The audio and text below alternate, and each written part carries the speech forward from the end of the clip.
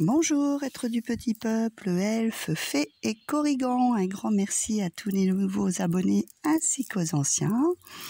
La chaîne grandit de plus en plus, donc j'en suis très reconnaissante. Merci pour vos likes, vos partages et commentaires qui sont importants pour faire grandir la chaîne. Et pour ceux qui n'osent pas laisser de commentaires, vous pouvez sans problème.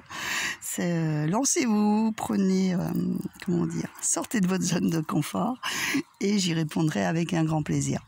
Donc on se retrouve pour ce mois de juin avec cette ouverture du portail du 6-6, avec le premier petit message de l'oracle de la forêt qui nous parle d'humilité. Les fleurs ignorent leur beauté, elles fleurissent, c'est tout. Donc on vous demande tout simplement d'être humble, de rester tel que vous êtes. Pour certains ou certaines, peut-être pas trop se prendre la grosse tête, comme on dit, et que en fait les bonnes choses vont arriver. C'est en restant soi-même que les choses s'épanouissent en fait et fleurissent dans notre vie. Ça sert à rien de montrer une image ou de se mettre peut-être aussi trop en avant. On va continuer avec le petit oracle des elfes. Discernement, le vrai et le faux. Sache que c'est uniquement dans le cœur que l'on trouve la vérité. Donc là, il y a peut-être des choses un petit peu... diffuse dans le sens où il faut bien écouter ce qu'on a autour de soi, que ce soit des personnes, des situations, des fois où on met des choses où des gens vont raconter des choses et en fait c'est à vous de faire cette part justement des choses. Quel est le vrai dans cette histoire? Quel est le faux? Parce qu'il y a toujours des personnes qui enjolivent certaines choses, qui racontent qu'on des à-propos et en fait vous sentez que vous avez envie d'y croire, mais en même temps qu'il y a un truc qui vous bloque. Et c'est ça, faire la part du vrai et du faux. Écoutez votre cœur, il ne vous trompe pas. Écoutez votre intuition. Écoutez son chemin. Suivez ce qui vous fait vibrer. Alors ensuite, avec l'oracle de Nade. On a cette carte, elle attire l'espoir, l'imagination et l'intuition. C'est les rêves. Ça aussi, c'est pareil. Attention aux illusions qu'on voit à travers nos rêves. Pour certains, soyez bien sûr à l'écoute de vos rêves. Suivez, ça va vous permettre de vous suivre vos intuitions. Je vais y arriver. Gardez aussi un signe d'espoir et faire travailler votre imagination. Mais en voyant ces deux-là, il y a aussi des gens qui vous jettent de la poudre aux yeux du rêve. Et attention, à faire part de ce discernement. Ne vous faites pas avoir. J'ai un problème avec mon bras. Il commence à rendre l'âme et il n'arrête pas de tourner pas comme il faut. Donc oui, faites attention à ça, qu'on vous vende pas du rêve, qu'on vous vende pas de la poudre aux yeux. Faites cette part de discernement du vrai, du faux. Suivez votre intuition pour faire fleurir simplement les choses que vous voulez dans votre vie. Alors, avec les portes de l'intuition, qu'est-ce que nous avons?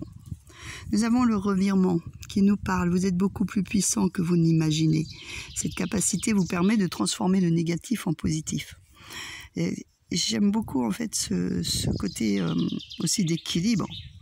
Le vrai et le faux, ça en fait partie. C'est comme le bon, le mauvais côté des choses. Donc il y a vraiment un revirement, il y a quelque chose qui change. Et vous avez la capacité de retourner des situations, d'accord ? De transformer toutes les périodes que vous avez eues de négatifs ou de situations ou de personnes avec vous pour le voir le transformer en positif, exactement. Nous avons l'attente. Vouloir les choses intensément et sans impatience, c'est la clé de votre réussite. C'est vrai que quand on est impatient, qu'on a envie que les choses se fassent tout de suite, en fait, ça bloque. Hein, ça empêche souvent, on dit il faut lâcher prise. On met quelque chose en place, on lâche prise, justement pour que ça se mette en place. Donc là, c'est ce qu'on vous conseille pour aller justement vers cette réussite. Donc, la logique. Envisagez votre difficulté sous un nouvel angle irrationnel cette fois. La solution apparaîtra. Donc, toutes les choses que vous avez mis en place pour éclairer cette situation ou cette relation, n'importe quoi, hein, ça peut être dans n'importe quel domaine que ce soit, hein, il va y avoir cette solution qui va apparaître de façon totalement, on va dire, un petit peu inattendue, quelque chose que vous n'aviez pas pensé. Ça peut être une personne qui vous parle d'un sujet quelconque et pas vous pensez à que ça pourrait vous aider dans votre situation. En fait, c'est une autre possibilité de comment résoudre un problème, d'accord ? Donc, soyez surtout à l'écoute de tout ce qu'il y a autour de vous. On nous reparle du ressenti, hein, donc de cette intuition.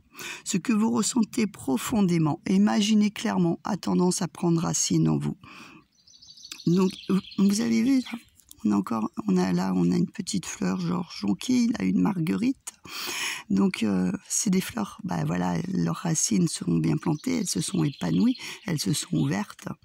Donc, faites confiance à vos ressentis pour discerner ce qui a été vrai, ce qui a été faux, et pour trouver une solution dans votre situation. Le grand plan. La vie est parsemée de leçons planifiées et de coïncidences pour vous faire grandir. Voilà, tout ce qu'on traverse de toute façon, c'est même si les épreuves ne sont pas toujours faciles, sont là pour vous apprendre quelque chose. Elles sont là pour vous faire grandir, tout simplement. Donc même si c'est compliqué et difficile parfois, c'est qu'il y a autre chose de meilleur qui arrive derrière et qu'il faut se débarrasser du négatif pour aller vers du positif tout simplement aussi. Hein. Alors, la méditation, détachez-vous de vos préoccupations habituelles, nourries par votre ego, le mental, l'humilité, aussi, peut-être pas se prendre la tête aussi. La méditation permet beaucoup de recentrage, de s'aligner avec soi-même, de s'apaiser justement. Et quand on est apaisé, on arrive à percevoir les choses beaucoup plus facilement et à faire le discernement. Et donc le moment présent, revenez au moment présent, faites-vous-en un ami et voyez ce qu'il y a de meilleur en vous. Être toujours dans le moment présent, ne pas être dans le passé. De toute façon, vous ne pourrez pas modifier les choses qui se sont passées déjà. C'est ce qui est fait de n'importe quelle manière que ce soit. Ça ne redeviendra jamais comme c'était. Et puis le futur, on ne peut pas prévoir. Hein. Il y a toujours... Même si on a envie de créer quelque chose, de mettre un projet en place, une relation, acheter une maison, acheter une voiture, etc., ça ne se déroule jamais comme on l'imagine.